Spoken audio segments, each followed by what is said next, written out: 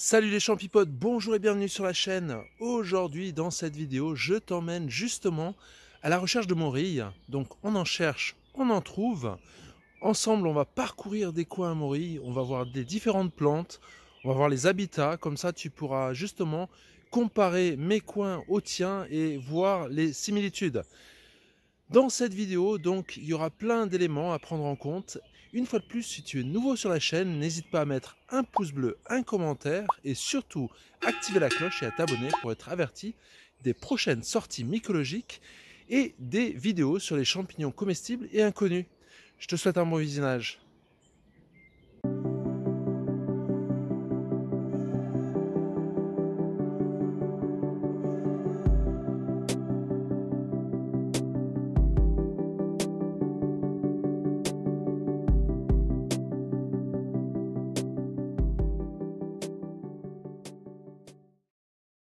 Là, on est dans un bois que j'avais découvert l'année dernière en fin de saison, où j'avais trouvé tout plein de morilles ici. Et je suis revenu voir, je pense qu'on est beaucoup trop tôt.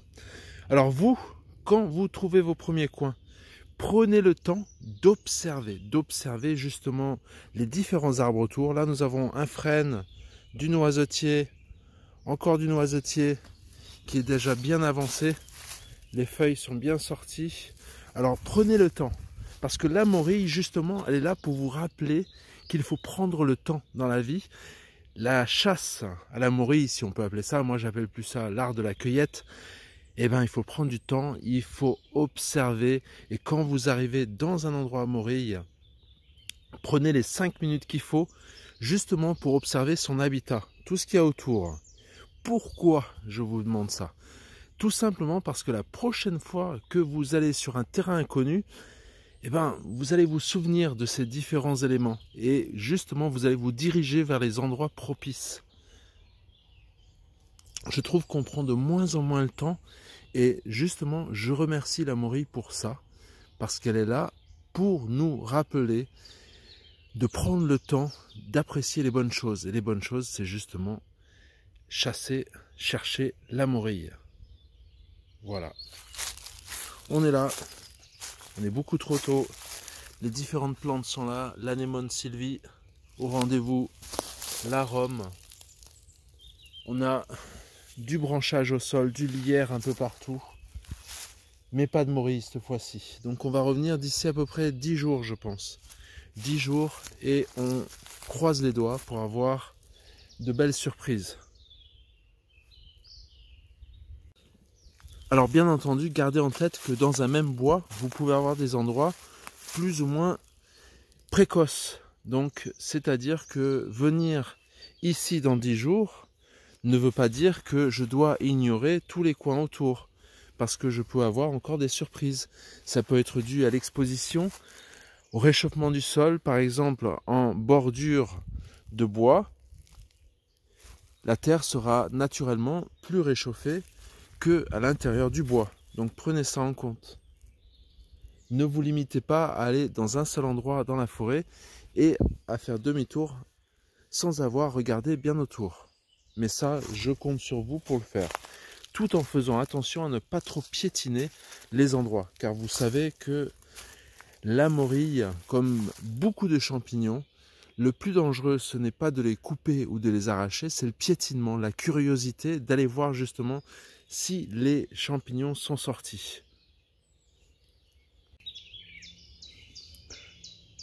On est arrivé dans un de mes coins à morilles. C'est un peu le fouillis. Je vous y ai déjà emmené l'année dernière et j'avais trouvé une grosse morille blonde que j'avais laissée sur place.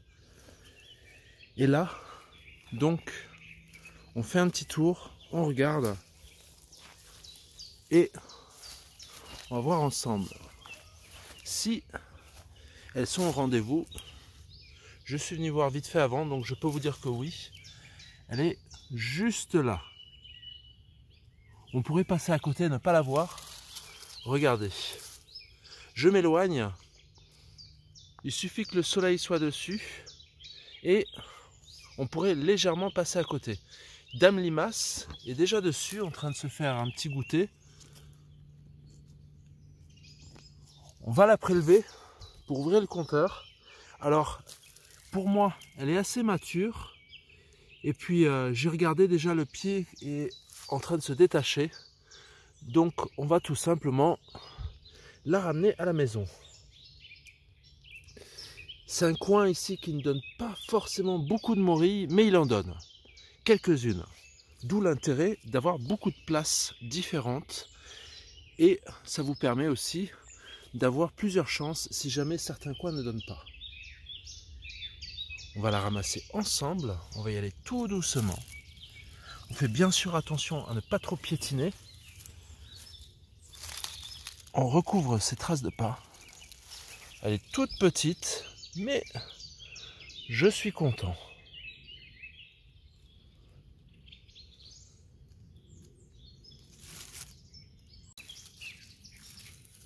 La question que beaucoup de personnes se posent, est-ce que je dois couper le pied de la morille? Est-ce que je dois l'arracher? Moi, je dis tout simplement, ça n'a aucune incidence sur la pérennité de l'endroit. Des études ont été faites. Vous pouvez laisser le pied sur place. Ce qui est la forêt appartient à la forêt. Et vous pouvez aussi pincer si vous n'avez pas de couteau. Pincer le pied de la morille. Alors là, je n'ai aucune envie de ramener de la terre, alors on la laisse là.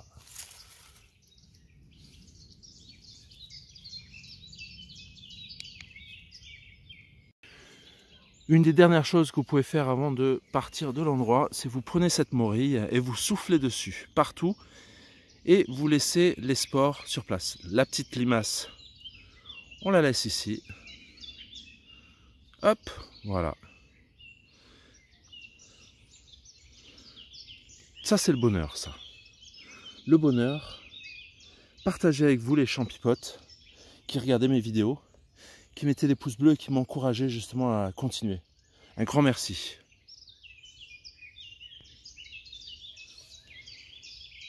Un autre bon tuyau aussi pour voir si une forêt est composée de beaucoup de frênes, c'est que vous mettez une distance à laquelle vous pouvez observer.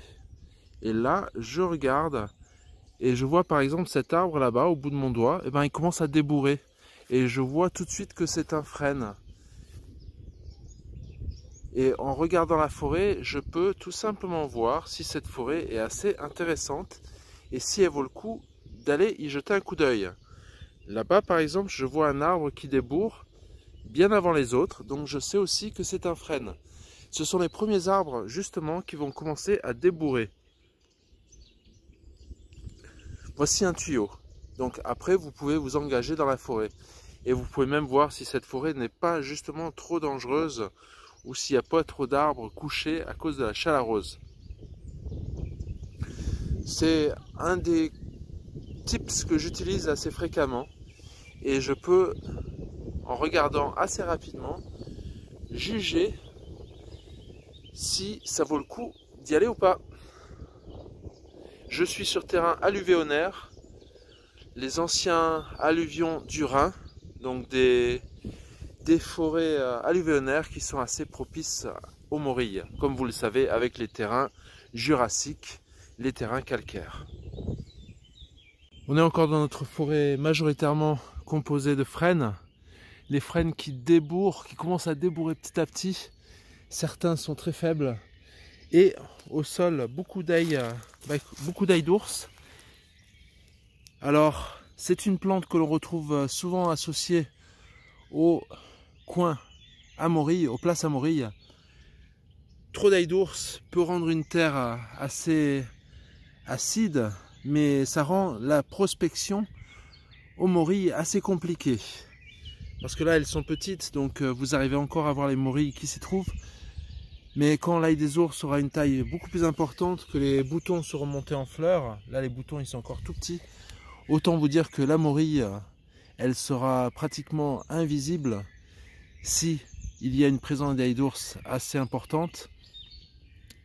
Et ça lui permet justement à cette morille de pouvoir pérenniser son endroit. Donc l'un dans l'autre, c'est assez bénéfique pour la morille, mais assez compliqué pour le cueilleur, le chercheur de morilles.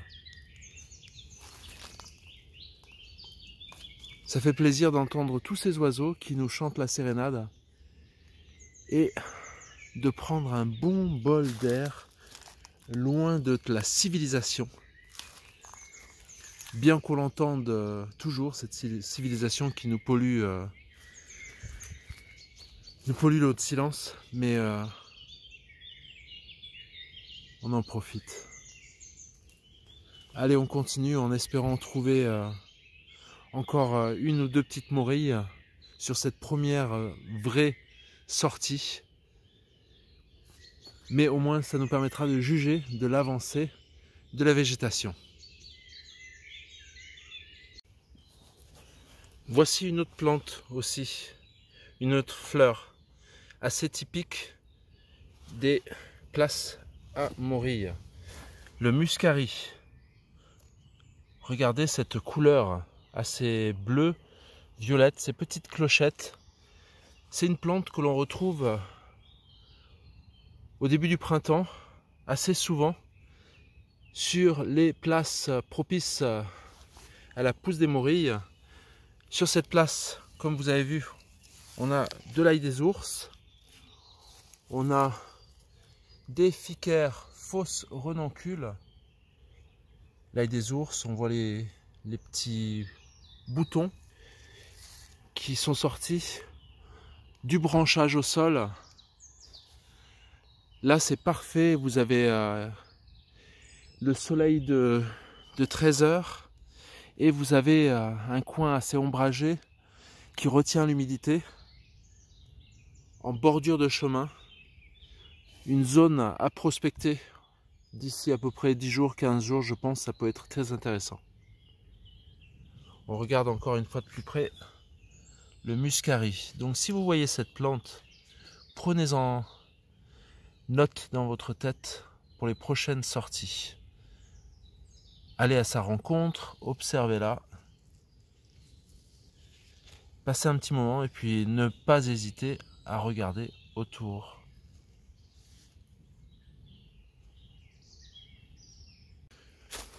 On a pu faire un tour de nos places, c'est assez encourageant de voir que la nature est bien réveillée.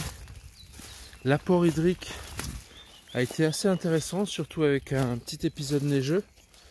Mais la tempête a fait beaucoup de dégâts. Alors là, par où je passe, certes, il y a beaucoup d'arbres qui sont tombés des années précédentes, mais j'ai pu constater énormément d'arbres couchés sur mes chemins habituels. Donc la chaleur est bien présente. Les plantes ont commencé à se réveiller. Les morilles arrivent. Une première découverte dans cette vidéo. Alors il faut persévérer. Pour ceux qui n'ont jamais trouvé de morilles, ne baissez pas les bras. C'est pas réservé à une petite partie, petite proportion de cueilleurs. Non, tout le monde peut trouver des morilles. Et j'espère que, ah ben voilà, en live, tout simplement, les champs pipotent. Et là, ça c'est du live. Au fur et à mesure que je vous parle, que je vous explique, regardez. Regardez ça. Super. Franchement, là, je suis super content. Voyez donc, je vous disais, et ça, c'est vraiment du live, c'est véridique. Je vous parlais, je vous expliquais, et Dame Morille est assez coquine. Et là, c'est un signe. Ne baissez pas les bras, tout simplement. Si j'avais voulu faire cette vidéo, je n'y serais pas arrivé. Là, je suis super content parce qu'avec vous, j'ai pu trouver un nouvel endroit à Morille et je vais parcourir cette zone. Certes, elle est un petit peu attaquée. Regardez, on va chercher où est le pied. Ah, super, elle est là. Voilà le pied, tout simplement. La morille était là, donc grignotée. Une jolie Morchella esculenta. Ne baissez pas les bras. Ensemble, grâce à mes vidéos, je vais vous donner des conseils. On va trouver des morilles, on va trouver toutes sortes de champignons comestibles. Je vais vous expliquer aussi comment devenir un cueilleur ou une cueilleuse qui pratique la cueillette raisonnée pour pouvoir pérenniser vos endroits. Je la laisse là et je vais faire un petit tour autour parce que là, je suis super content. Vous m'avez porté chance, les champipotes.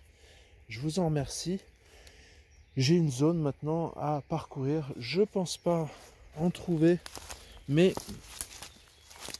je vous tiendrai informé. En tout cas, oui, n'hésitez pas à vous abonner, à mettre un pouce bleu, à commenter, à partager la vidéo. Moi, ça me permet d'être référencé. Et puis vous, en activant la cloche, eh bien, vous serez tout simplement averti des prochaines vidéos champignonesques. À bientôt les champipotes. Ciao, ciao.